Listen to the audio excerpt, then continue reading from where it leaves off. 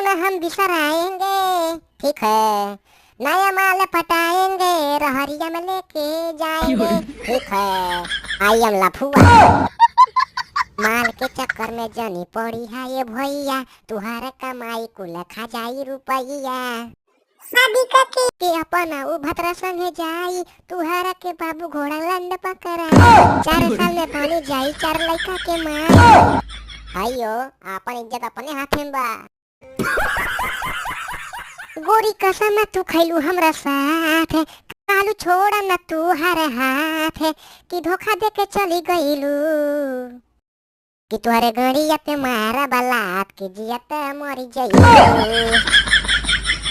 हाँ ऐसा मारा कि कब सोच ना होई। परो में हरिया एक कदम मिलल छी हतरी हो, खनवा वो खाले जैसे बांधे ले गठरी हो, कुल बनावल होरी जाले अलुआ के कतरी हो। हमरो में हरिया एक कदम मिलल छी हतरी हो, ओकर पेट ना ससुरी डाला फे डाला।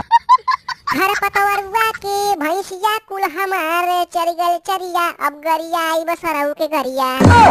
मारा बोन कर फटिया गड़िया, गड़िया में डाल देव हम सरिया।